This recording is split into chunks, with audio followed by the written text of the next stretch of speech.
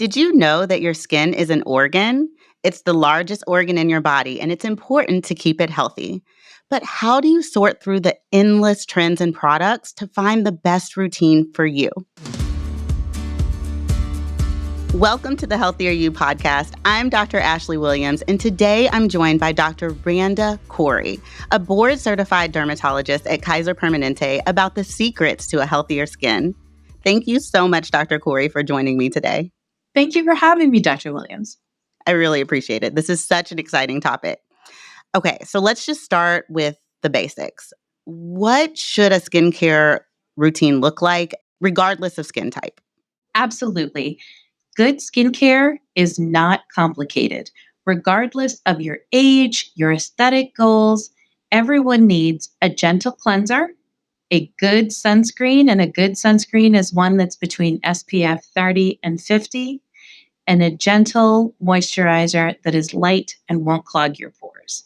These are great skincare basics for everyone. Wow, sounds pretty simple. We hear so much everywhere about different things we need to be putting on your face, and I love that you've simplified everything for us. Absolutely. Skincare can be really fun. And I think sometimes with things that can be really fun, they can also be really challenging to sort through the aisles and aisles of products at any store you go into, from your grocery store to your drugstore to your dermatologist's office. There are so many products available. But like many things in life, sometimes we just need to get back to the basics. Gently cleanse your face morning and evening, a broad spectrum sunscreen, SPF 30 to 50 in the morning, and a light moisturizer at night is going to cover your bases for general healthy skin. Yeah, that's a great point. It's like when you go to the store, there's so many options. Like, what should we be looking for when we're looking at ingredients in some of these options that are on the shelves? Such a great question. And I love that because it sort of leads into the next step. Clearly, there are so many things on the market other than gentle cleansers, sunscreens, and light moisturizers. There are so many things with active ingredients that are addressing specific skin concerns. So, if you are someone who is struggling with acne, for example, when you choose your cleanser, you may choose one that has an active ingredient that's specifically going to target that concern. Some things to look for are ingredients like benzoyl peroxide, which I know has been in the news lately for some not so great reasons, and we can touch on that a bit, or salicylic acid.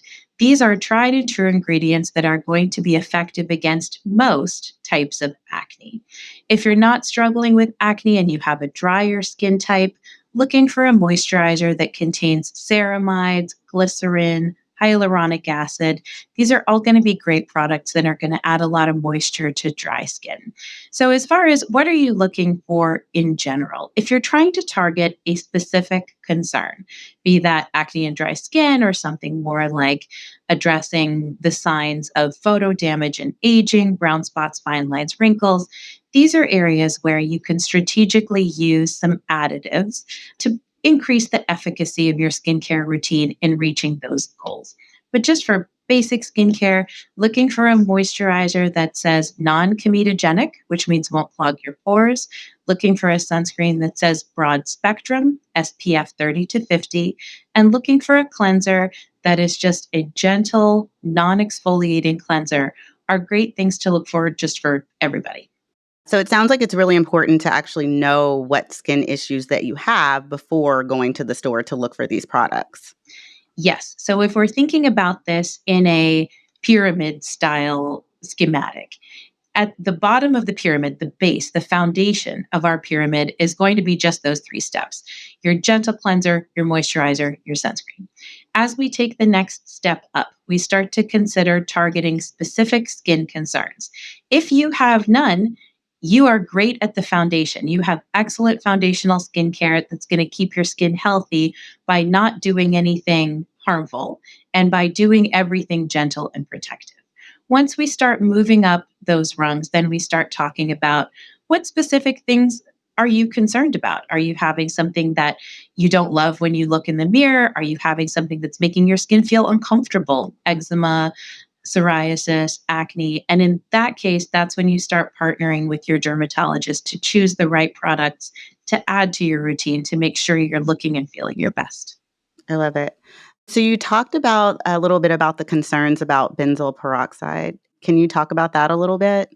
Absolutely. This is such a challenge because benzoyl peroxide is a workhorse in the dermatology community. It is an additive that does so many excellent things for patients who struggle with congested skin, acne, even folliculitis or hair bumps from shaving. Benzoyl peroxide is an ingredient that can help to gently chemically exfoliate dead skin cells. It acts as an antibacterial and it also acts as an anti-inflammatory.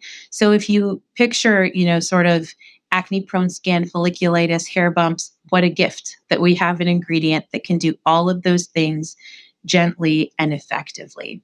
However, there was a study that came out recently it was a very small study from a private lab that showed that if benzoyl peroxide is stored at very high temperatures for longer periods of time, it can break down into its component parts, including a chemical compound called benzene, which is a known human carcinogen. And the FDA places fairly strict regulations on how much benzene can be contained in cosmetic formulations. What I have been doing myself, for myself, my family, and also advising my patients is that while we should not dismiss this outright, it's important information. I think context matters. And if you are storing your benzoyl peroxide containing products appropriately, not leaving them in a hot car for long periods of time, we believe that they are still safe and effective, and there is no reason to completely discontinue use. However, I think that using this as an opportunity to look at our storage and manufacturing practices around benzoyl peroxide, certainly something that we should look to. But in the meantime, if you are using a product with benzoyl peroxide, keep an eye towards how you're storing it, but there's no reason to discontinue use at this point. Okay, that's really good to know. And thank you for touching on the point about hair bumps, because that's one of the issues that come up in my primary care clinic a lot. So, do you have any advice on how to prevent razor bumps, hair bumps, razor burns? Absolutely. As we're moving into the warmer season, I think all of us are going to start thinking about the aesthetic challenges around hair removal practices. Essentially, what happens when we remove hair, whether we are waxing, shaving, threading, plucking, essentially anything other than a more permanent method of hair removal, like laser hair removal, what we are trying to do is take the visible portion of the hair shaft away from the surface of the skin. When we shave, we're doing that by kind of chopping its little head off, by decapitating that little hair follicle. And when we wax or thread, what we are doing is removing the hair follicle from the shaft in its entirety, including the root. So if we picture that process, let's start with shaving. I first recommend that you use a single blade razor. You can throw away all of those fancy 5 blade razors because when you're using a multi blade razor, the reason it gives you that perception of a really smooth, lovely shave is that each blade is lifting and the subsequent blade is cutting and lifting and cutting and lifting. So that when you are done, that hair has retracted underneath the skin's surface. Imagine, if you will, that you are that little hair follicle and your skin now feels very, very smooth. But as the hair follicle tries to regrow, it's going to meet a cap of skin that has now keratinized over the opening of that hair follicle. So that little hair, which now no longer has a tapered point, it's blunt, is going to meet that resistance and be much more likely to turn in on itself and create an ingrown hair or a hair bump. When we use a single blade razor, yes, it's true, we may not get the perception of as smooth or as long lasting of a shave. But the reason for that is we are giving that little follicle a fighting chance to stay near the surface of the skin, where the skin will not epithelialize or keratinize over it. So you're much less likely to get an ingrown hair. Interesting. And those have to be cheaper too, right? The single blade versus the And fancy. I'm so glad you said that because that leads me to my second point. Use it once and throw it away. It is no longer in service to you because the surface of our skin is alive. We have yeasts and bacteria that are normal and healthy. They're part of our healthy skin biome, they're part of our ecosystem. But when we shave, we are going to seed our razor with all of those organisms, which are going to be in a lovely environment to thrive on that razor. And if you use it, again, on your skin, even if you're using it on clean, dry, properly prepared skin, which we'll talk about in a minute, the likelihood that those bacteria and yeast colonies have had a chance to grow on that razor and that you can create small micro tears in your skin environment and seed those into the deeper part of the skin where they don't belong, causing a skin infection, is actually pretty high. So I recommend a fresh, new, super inexpensive single blade razor every time. Oh, that's great. Are there any lifestyle changes that we can make to help better our skin?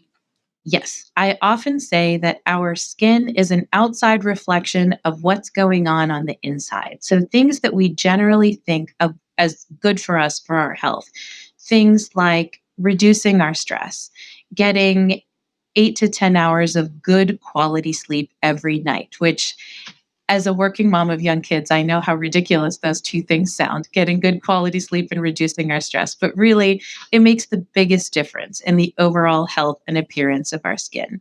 Other things like being mindful of healthy diet choices, lean proteins, green leafy vegetables. There's a lot of emerging research in the field of dermatology that high glycemic, pro inflammatory foods can contribute to a lot of inflammatory skin disorders like acne or hidradenitis, for example. Some patients who have made dietary modifications to kind of eliminate those really sugary, overly processed foods have seen great benefits in their skin health.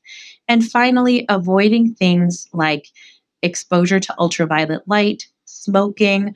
All of these are things that not only weaken our body's immune system and our ability to fight back against environmental damage, they also can really age our skin by creating a reduction in collagen production, contributing to the development of brown spots, fine lines, and wrinkles. Really, the best offense is a good defense. Wow. This was so much great information, Dr. Corey. Thank you so much for joining us today. We learned a lot about how to build a simple and effective skincare routine, what ingredients to look for in skincare products, and lifestyle changes that impact skin health. Here are the top takeaways. One, there are 4 important steps to every skincare routine: cleanser, toner, moisturizer, and sunscreen. Clean, tone, and moisturize every morning and every night. 2, look for skincare products that contain ingredients to serve your skin's specific needs. If you need help determining your skin type, a dermatologist can help. 3, be sure to exfoliate your skin before hair removal and use a moisturizer afterward. This will help prevent ingrown hairs and razor burns. 4, drink plenty of water, and eating healthy foods like whole grains, lean meats, and lots of fruits and vegetables can help promote a healthy complexion. And 5, wear SPF 35 to 50 sunscreen every day. For more information about skincare from our experts and other health advice, visit kp.org/doctor and listen to more episodes of Healthier You wherever you get your podcast. If you enjoyed this episode, be sure to share it with others who may find it helpful. Thank you from all of us at Kaiser Permanente. Be well.